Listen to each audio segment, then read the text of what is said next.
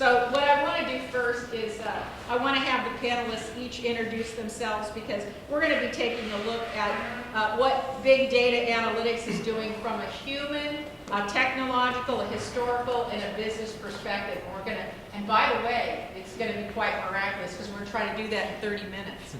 You think so? So you know what a good panel you have to do that. So I'm going to start here with Guy Kawasaki, and then we'll move across the panel here, and each will just introduce themselves and tell you a little about. Should we use the mic?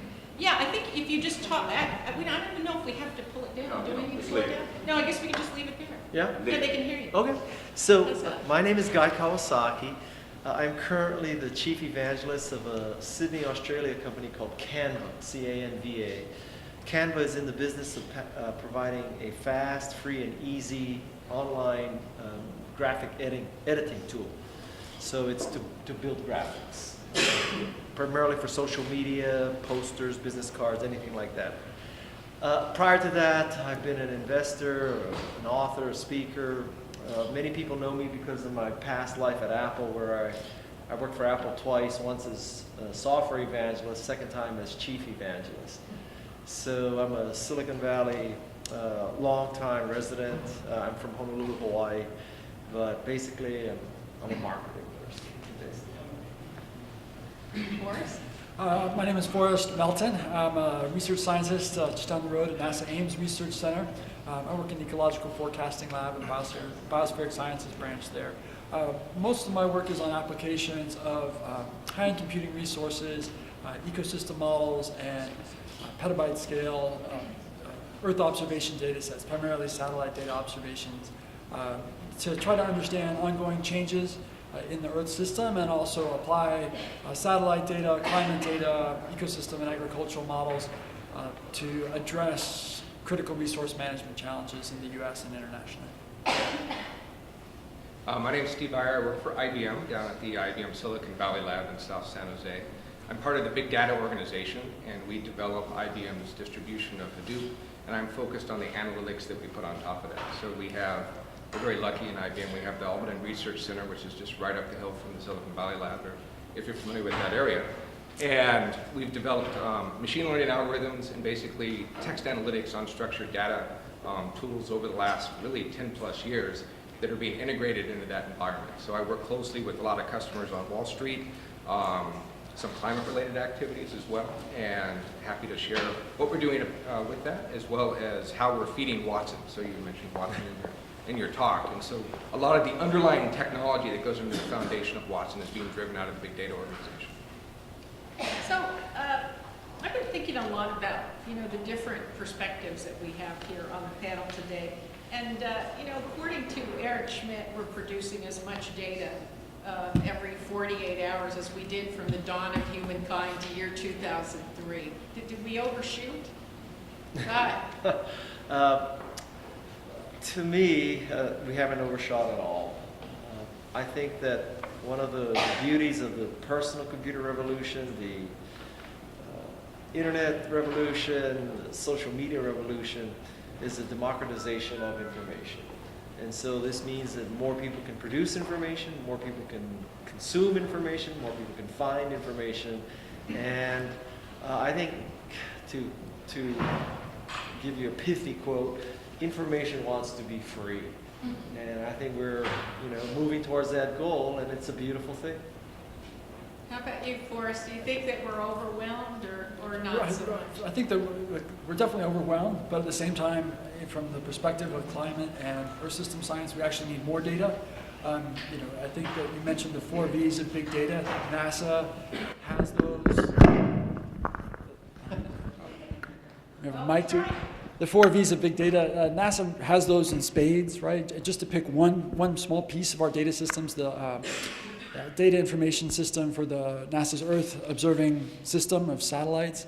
Our velocity 8.5 terabytes a day, a volume 9.8 petabytes and growing faster and faster, a variety, more than 6,800 different types of products, ranging from observations from literally one pole of the Earth to the other pole.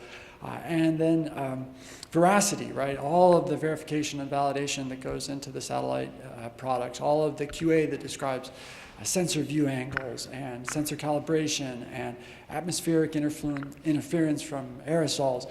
We bring all this together, and at the same time, we're pushing out to 1.7 million scientists around the world. Just about 24 terabytes per day, about 3 times what we're bringing in, right? So every piece of observation we're bringing in, everyone just has, on average, 3 scientists are getting a chance to look at that. And at the same time, we know that we still need a more complete picture of the Earth system to fully describe and model the predicted consequences of industrial activity on the climate system. So we need more and more data at the same time that we rapidly need to find innovative ways to process and use that data and transform it into information that's actionable at local scales. So I'll answer that from the enterprise point of view. So I would say enterprises are trying to figure out what to do with all this data, right? So the democratization of data, I completely agree with. But inside the enterprises right now, with a lot of the customers that we're dealing with, they're drowning in their data. And interestingly, they are embracing the notion of trying to fail fast, at least some of the folks on the cutting edge. The notion of creating a hypothesis engine inside of these organizations, applying new analytics, correlating new pieces of data that they never had before, and starting to structure or deal with all of their unstructured data is a big part of the budgetary process that's going forward. And we are literally getting requests for the first time that say, help us fail fast. And that's a big paradigm shift, right? Historically, enterprises are like, especially when you get into business intelligence over the last couple of decades, they have questions, they need answers, they use it to run the business. They're not interested in a bunch of extra what-if questions, but that's completely changed recently. They recognize that all of this unstructured data that they had littering in their enterprise is important to them, and they're trying to make sense of it. And a lot of it may be noise, but trying to clean that up and get it into a consumable bit of knowledge that drives their next question is what's really moving them forward. Can I give you one example where we don't have enough data? Yes. I think we should fund the CDC to investigate gun violence. We don't have enough data in that area. And for whatever stupid reason, we're not doing that, and we should do that. So, if you're from the NRA, tough. I mean, that's... Okay, well, I have to say I've been warned to stay away from political agenda, but it's been very hard. So, our discussion today is about the cautionary side of big data, right? So, what I hear you saying is, in some instances, way too much, drowning in it, right? It depends on the subject, depends on how much research has been done, and whether that research is available. But what is the cautionary side of all this data? Because I just came back from watching a demonstration at a hospital on facial recognition information, where they had a camera on a patient, and they were watching the patient 24/7 because we express our pleasure and our pain through our face.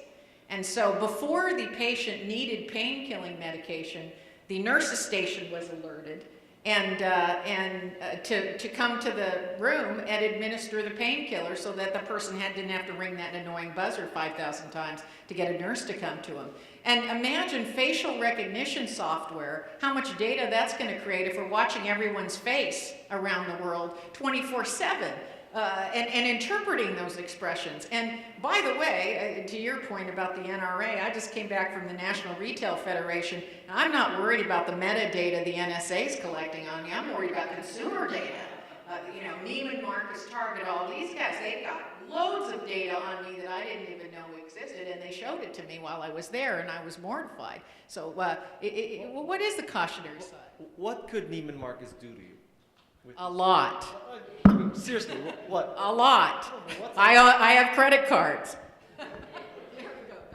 I actually, in my experiences with most large companies, the issue is not the data, it's not even the interpretation of the data, it's their inability to act on the data. So they know what's right, they know what they could do, but they are so tied up in political issues or things like that, the breakdown occurs where I think gentlemen like these two and their organizations can show them the way, but they don't have the courage or the insight to actually make a decision and implement. And then that's where the breakdown is.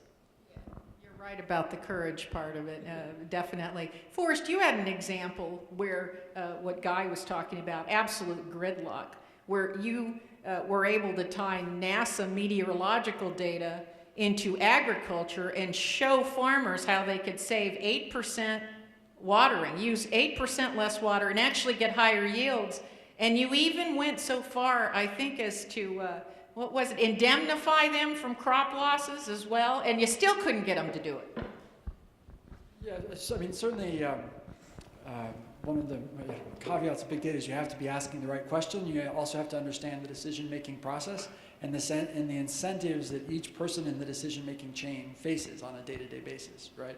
So the example, yes, we had demonstrated on research farms that you could actually apply in some cases as much as 30 to 40% less irrigation, substantially reduced loss of fertilizer and nitrates from the field, and then had worked with an insurance company to indemnify a couple of growers in a trial. And we talked to the owner of the farm, we talked to the farmer, we talked to the irrigation supervisor, and we never talked to the irrigator, right, as part of that. And so we distributed the information, we provided the irrigation recommendations, and we couldn't figure out why, we paid for the crop, there's no risk here, what's going on? But at the end of the day, the irrigator, one, took a lot of pride in his past experience, and two, knew that if for any reason he lost a portion of the crop, for any reason, even if it was indemnified, he would still have to stand up and explain why the crop had been lost, right? So why change practices? What were the incentives for doing that? There were none, right? The providing better information from large data sets, terabytes and terabytes of data, packaged into just a few kilobytes of information, still wasn't enough, right? We had to do a better job at the outset of understanding the decision-making process, and again, understanding the incentives that each decision-maker faced in that process to really develop the right analysis and the right information tools for that organization. So we've been working with some product producers. I'll have to keep it anonymous, but I'll tell you the story because it's fascinating. So they've had archival data that goes back decades, and recent product recalls have been coming into the press in various parts of the industry, causing a lot of headache, expense, and risk. And as we're applying these new big data analytics, they're actually able to pinpoint where failures should have been caught years ago, where lives could have been saved, where money could have been saved. And there's this whole exercise that's starting to happen where ignorance is no longer bliss from the point of view of, well, I didn't know, so therefore I couldn't do anything about it. The expectation is the data's there, the analytics are available, what are you going to do about it? So we're using these large corpuses of data to go back and literally walk into companies and say, we can find insights in a matter of days, and I'm not exaggerating, a matter of days, that you missed over a 10-year period. Right? That type of insight is mind-boggling, and to watch the people on the the customers look at this data and the results of that and say, how did we miss that, is something that is a very satisfying experience. But it also puts them on the defensive because now they have to do something about it. There's no more excuses to stand up in front of the press if something goes horribly wrong and say we didn't know or we couldn't have known. Yeah, you can know now. And there's really no reason for you not to be doing that. And your competitors are doing it if you're not doing it. So as customers and consumers in the marketplace, if we start demanding that products have that level of scrutiny that are being put, by some of the top, I'd say, leaders in their respective industries, it's going to change how we live our lives on a daily basis because what we get out of the market and the products is going to be a much better, much safer product line. No? You make a good point. Big data analytics is making predicting future events much more accurate. So are these analytics setting up a predatory environment? Because not everybody's got the state-of-the-art big data systems that can analyze. And so let's just take Wall Street as an example, where you got guys that can shave a billionth of a picosecond off of a trade, and the rest of us are fall victim to that. Is there going to be a technology divide that's going to translate itself into predatory practices where those with the best data and best analytics win? I think that's plausible if you believe that in particular, innovation and product development is a predictable science. I happen to not believe that. So I don't think, if I had to put Watson up against Steve Jobs, I would pick Steve Jobs for designing a product. So that's my perspective. I think for getting to the next curve, predicting the next curve, creating the next great thing, I don't know how you look backwards and say, okay, so this is what we should do. Because if that were the case, we'd have a lot more innovation from big companies. Hard for me to talk about predatory aspects of big data, I think, in the sciences, but I do think that sciences have often traditionally been, science labs will compete with each other, first one to publish, first one to understand a process or a result, develop a model, things like that. And what we've been trying to do over at NASA Ames with our team there is develop a more collaborative scientific environment, computing and communications and collaborations environment that we call the NASA Earth Exchange. The problem we realized that we were facing, and just about every other lab working with Earth observations was facing, was that we were spending weeks, months, multiple months just retrieving the data sets. Then we had to process them. We had to bring point observations, gridded observations, get everything into consistent spatial and temporal data, consistent spatial and temporal formats. And there would be 6 other labs doing exactly the same thing, right? Wasting their time, wasting their compute resources doing this. So by bringing the data to a shared compute facility, bringing the power of the NASA supercomputing resources together with the power of these petabyte scale Earth observation data sets, and then bringing the science teams together to agree on the best approach to process the data, share information, share experience, and then work together on analyzing the data and ingesting it into different types of climate models, ecosystem models, Earth system models.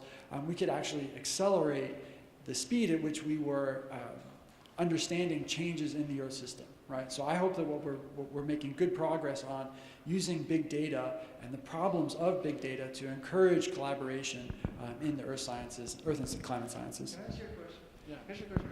Like, as a NASA scientist, you have all this data and all this stuff.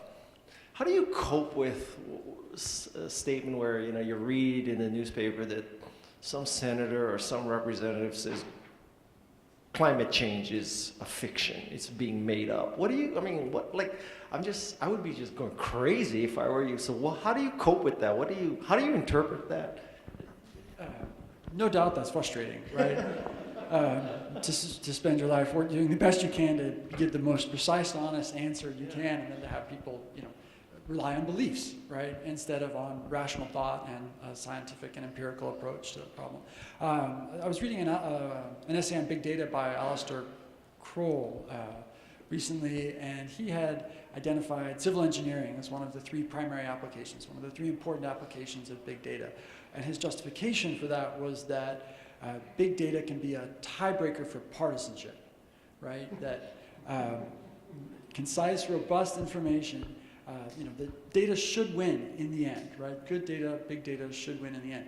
And both as a scientist who works with climate and satellite data and as a father of 2 young children, I really hope that's true, right? And you have to believe that's true. And that if we keep working and doing our best to be unbiased, rigorous observers of what we're seeing, to report that in ways that are hopefully concise and easy to understand, I think we can get there. So Steve, is Watson going to end partisanship? So Watson is not Steve Jobs. So I just want to be clear about that. Watson is designed to be an aid. It's an assistant, all right? So if you look at the use case, one of the big ones that the Watson group talks about is assisting medical doctors in making diagnosis for, some sort of ailment, right? It's not designed to become the doctor, right? Maybe in science fiction, Star Trek, you have doctors that are androids and whatnot. But that's not on the near-term horizon, especially for what we're doing with Watson as the corporation, right? But we are educating Watson with an entire set of knowledge that we can put into it in order to make human decision-making easier, right? To get away from the belief and back to the core knowledge. So that if you're saying, all right, the top 3 pieces of probability that have come back on this, I'm going to make my diagnosis based on this additional bit of knowledge, because Watson's not going to give you a belief. Watson's going to just give you knowledge. And it's up to us as humans to decipher that and figure out, is the veracity of that accurate, right? What are we going to do about it? So partisanship is fundamentally based in belief. So, can Watson train human cognition to change? Maybe someday. I don't think it's going to happen in the near future. But I do see a day in the near future where when you're trying to solve new problems, and it's impossible for you to go read the latest virtual encyclopedia that was published, you go to your version of Watson and you get help. And it gets you it's beyond search engines, it's helping you put some intelligence behind that. And Watson doesn't design products, but it does help you make your decision making easier in industry specific applications. Just for the record, if I had to bet between the Koch brothers and Watson, I would pick Watson, okay? Okay, so we've established the hierarchy. Steve Jobs, Watson, Koch brothers. Exactly. Is that right? Okay. Just want to be sure that we get that right. I argue that we've got solutions and we've got data and knowledge more than any other time in human history. I argue that we have the knowledge to solve every social problem and everything that ails humanity and the planet. I really do. I see it every day. I had a fellow walk up to me and he gave me a pair of glasses from China, and he said, my wife and I are trying to get one set of glasses to every family in the world. We can produce them for 25 cents. They were plastic, and they had 2 knobs on either side of the glasses and 2 pieces of glasses, and you just adjusted them.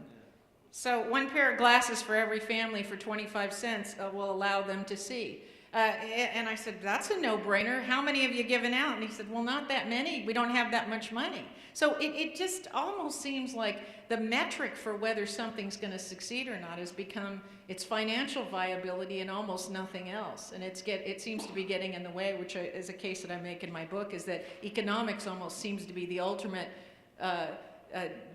acid test as to whether something is going to live or die.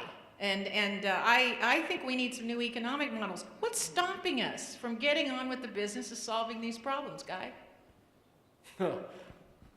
Why don't you ask this way? Here. No. It's fair that sometimes you ask this way. That way I get to say, oh, I agree with the previous two. Okay.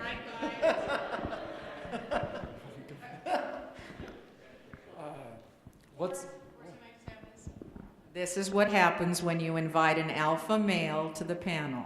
Note evolutionary biology. I'm yielding the floor. How can I be an alpha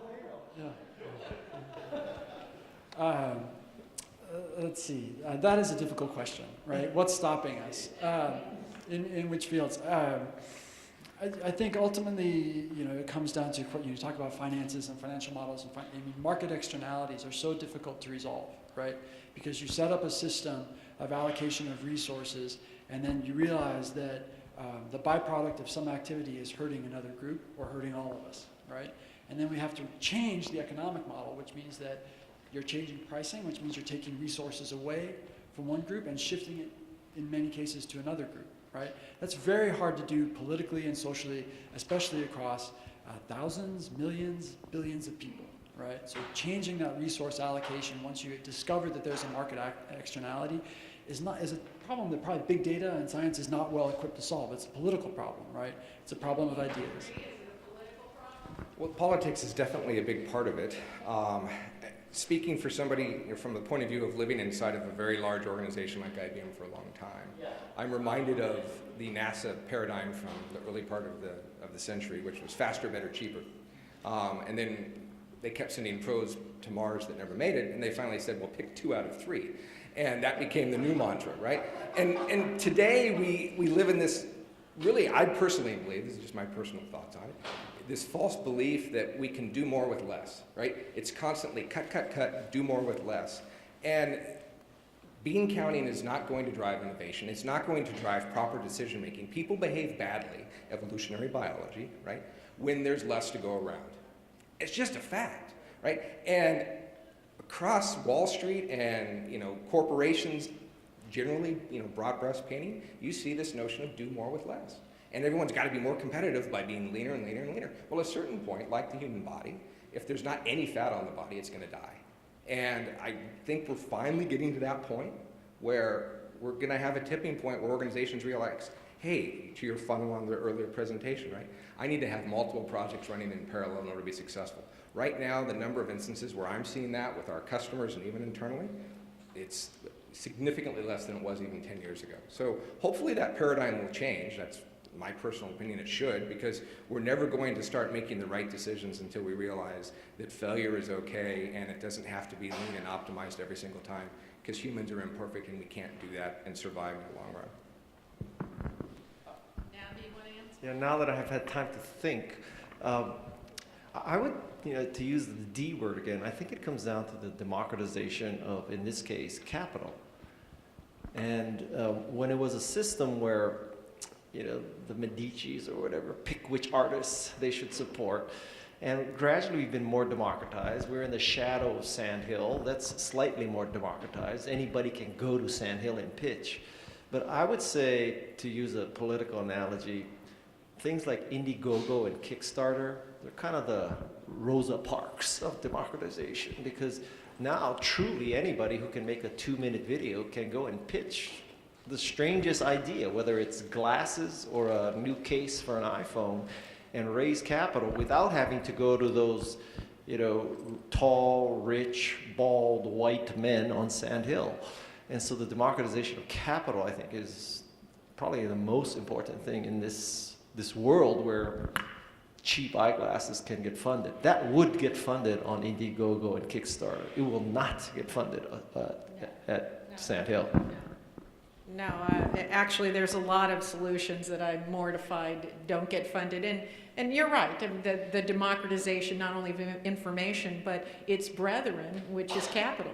I mean, the two effectively have to go hand in hand. A lot of people worry that with big data systems, we're getting better predictors of the future. And they worry about determinism, that a few people will predict and decide for the many. You don't seem to be worried about that. Is it the consensus of the panel that the more data, the better, and then you layer that with analytics and computer-assisted decision-making, and then we have the best of all worlds? More or less, yes, I agree with that. More data, the better. I think it's going to come down to analog implementation at the end. Analog? Yeah, analog, because at some point, somebody at IBM or Procter & Gamble or Boeing is going to take all this data and say yes or no. And we're going to do this or not. And it's going to come down to, and that is going to be more than they're going to look at data. There's going to be a lot of factors, including politics, internal politics. So I think it comes all the digital stuff is going to come down to an analog decision. Yeah, we crossed, let's see, global atmospheric CO2 concentrations were 401 parts per million last month, right? And we're tracking or exceeding the highest emissions pathway that was evaluated in the most recent set of global climate model runs, right? So we are now embarking on the greatest experiment ever performed. Unfortunately, we're doing that experiment on the Earth's climate system, right? And to me, I think that understanding how those changes are going to affect human society means we are looking for indications of change. And so we need actually even higher spatial resolution, higher temporal resolution data. We need greater coverage, greater spatial coverage to detect those changes. And the problem of taking these petabytes and petabytes of very diverse Earth observation data sets and turning them into concise, compelling, locally actionable information, I think, is one of the greatest scientific, computing, and communication challenges of our time, right? And we need more data, we need better tools to process it and understand it, and at the end of the day, I think things like consumer relationship optimization will be a lot more useful if we also have a climate system that is compatible with modern agricultural practices, right? So we have an IBM fellow within the company that describes a lot of what we're doing with big data in terms of puzzle pieces. And one of the things that we're seeing with these large systems is that as we get more data into the system, we actually can start to process it faster. right? And that's because data starts finding data and you can make more sense out of that. And I think in line with what we're talking about here, as the puzzle pieces come in place on climate change, as an example, you're able to start to draw conclusions faster to get to that singular point where you can make analog decisions. And we see a lot of that starting to happen in the predictive areas. I don't think we're going to be at a point anytime soon where only a few people are making predictions and decisions based off of that. But at the same time, I see predictive models continually getting better and better and better that help drive better decision making in business and within our personal lives. So it's a bit of a counterintuitive thought process, because you would think, all right, as you put more and more big data into the systems, these systems are going to slow down. That's what happens on your personal computer and your laptop, for example. You get too much data and it slows down, you can't use it, you have to go delete stuff. But in these really large, multi-cluster settings with petabytes of data, they actually can start to speed up at the point of analysis. And it's a fascinating phenomenon. And so we'll see what that translates to as these machine learning algorithms get better and better. But I do expect that it's going to become part of our daily routine that we're looking to these algorithms in the future. Well, we have to wrap up this wonderful panel. I'd love to keep you guys here longer, and I know the audience is really enjoying this. In just a few sentences, what should we be watching out for when it comes to big data, Steve? At a personal level, if you don't already, watch out what you do online, right? We spend a lot of time, enterprises, I should say, we being the proverbial enterprise, they're looking at what you do inside of social media and they're correlating that with their enterprise data. Every customer we talk to, this is one of their first use cases, and they want to figure out what you're doing in your life that they can then map back to enterprise services, be it product offerings, et cetera. So to the Neiman Marcus point you made earlier, right? They may not be coming after you with guns, but they're going to come after you with a lot of different offerings, and they're looking for the granular opportunity, right? It's the big data allows them to now do marketing to the individual person, right? And that's the first time that's ever happened. It's customized for you. So what you do online is going to ultimately change what you get in the mail, right? It's going to change what banks offer you, because they figured out that your Facebook profile, your Twitter profile, and a couple of other searches you've done through the metadata that they extract out of your IP address is actually all the same thing. And don't think it's not happening. It's happening all the time. And so it's not a bad thing. It's just what you do online matters, because it's going to affect your life in every dimension. I joke often that there's actually yet another V. Everyone likes to come up with another V. And it's visibility, right? The transparency that all this big data does, it changes everything. So just keep that in mind.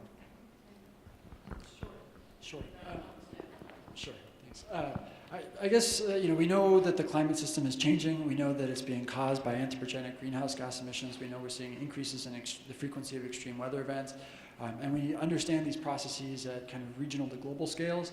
And I think the next challenge for us is to use the tools of big data, use the tools of analytics to translate this information to information about local climate change impacts, to help decision makers, help society, help individual citizens understand the impacts of climate change to their community and what it means, whether it's reductions in the sustainability of water supplies in California, whether it's impacts to agricultural production in Omaha, Nebraska, sea level rise in Florida, or increases in extreme precipitation events in the Northeast.